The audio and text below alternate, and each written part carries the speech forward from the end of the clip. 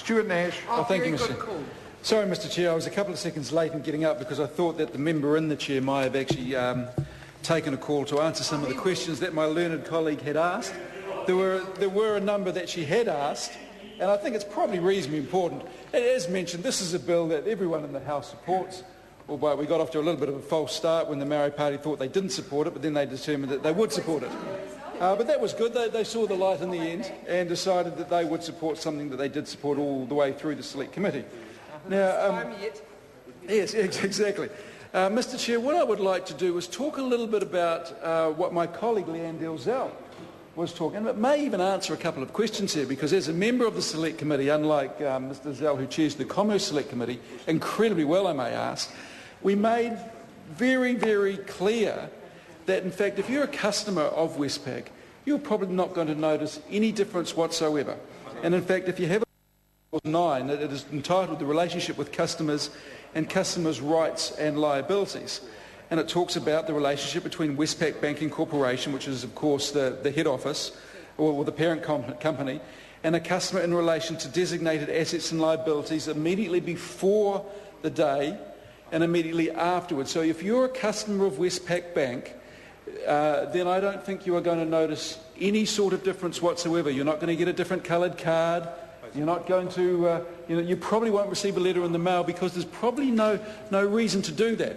And I must admit, I'm like Leanne Dalzell, I'm a customer of Westpac myself, and I would like to think that they would spend money sort of cutting my headline rate as opposed to sending out a letter to me to tell me something that I probably would have no consequence whatsoever to the everyday banking.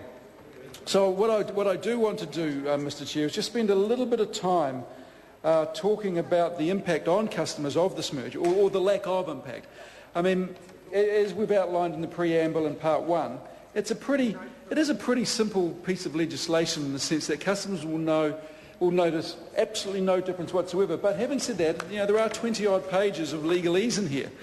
And I think if you are a customer of Westpac Bank, you are probably going to be asking yourself, and not you, Mr. Chair, but all customers will be asking themselves, is this legislation going to impact upon me at all? In fact, suppliers are probably going to want to know if there's going to be any impact upon them, if they should be sending invoices elsewhere or making calls to some other place, etc. But the legislation has been pretty clear in this, and as a Select Committee I seem to remember that we made sure that in fact there would be no impact on the day-to-day business of Westpac Banking Corporation or Westpac New Zealand. So customers really won't notice any difference. And it says here, Clause 9, Part 2, an account between Westpac Banking Corporation and a customer that is comprised within the designated assets and liabilities, or liabilities I should say, on and from the appointed day becomes an account on and from the appointed day becomes an account between Westpac New Zealand and that customer, and is deemed for all purposes to be a single continuing account. And I suppose this comes back to my point, Mr. Chair. I don't think any customer will notice any difference whatsoever.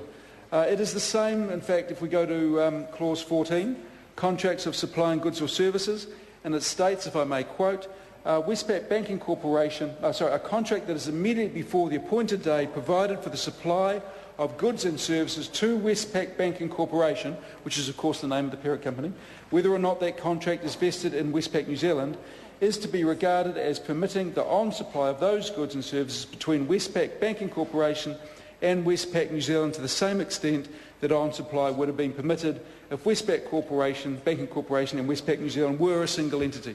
So I think what you'll see throughout this legislation, Mr. Chair, is a very common theme that in fact customers, suppliers and employees, in fact, will notice very little difference whatsoever. And that brings me down to Clause 15, and Leanne Dalzell has sort of talked about this to a certain extent, transfer of employees. She has asked some questions, of course, around rights and obligations. They haven't been answered. They haven't been answered, and I am hoping that the member will stand up, because it is quite an important point. She made some very good points, especially in this day and age, where we have got record high unemployment and the banks are making record profits.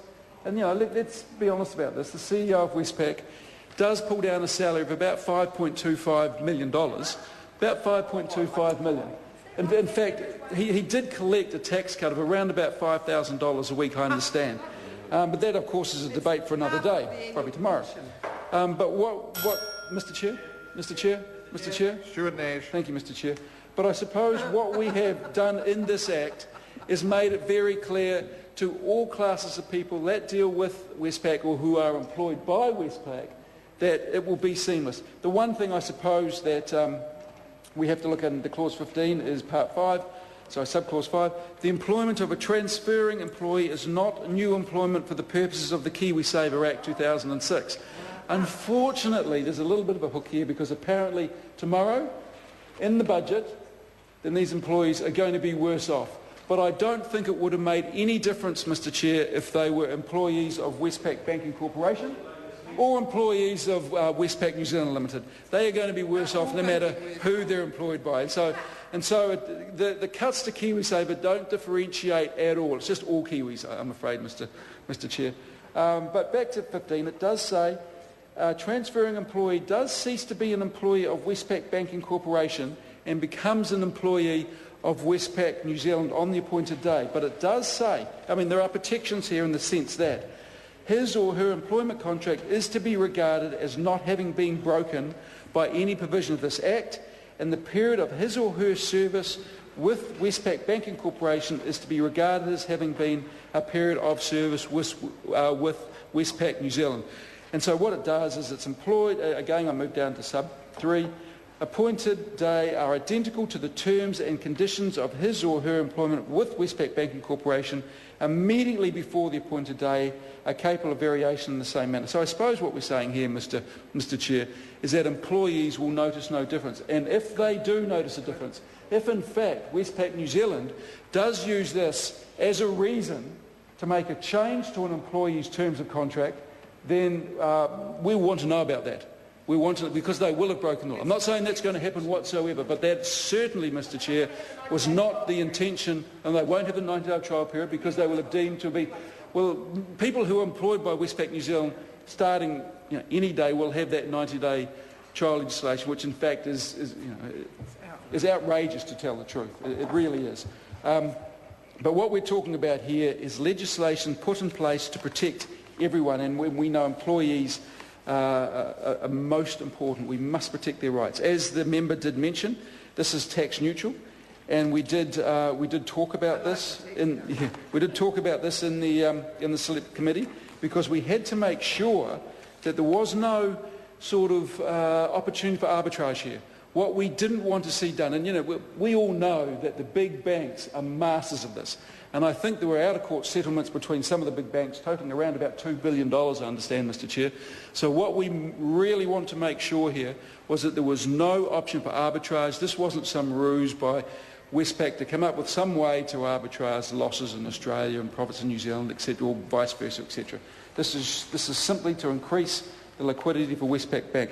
But it does say here in sub 2 of clause 23, for the purpose of the Income Tax Act 2007, if Westpac New Zealand incurs an amount of expenditure or loss on or after the appointed day in respect of its designated asset or designated liability, Westpac New Zealand is entitled to a deduction for the amount of that expenditure or loss if Westpac Banking Corporation would have been allowed for the same deduction. So again, it's a common theme. No difference, not even the tax man is going to notice, or the tax woman is going to notice any difference whatsoever. And so we've been pretty clear on this, and I think Mr. Foss did a reasonably good job of ensuring this. There is one interesting thing. There's one interesting point, and that's clause 24. It talks of use of information and intellectual property.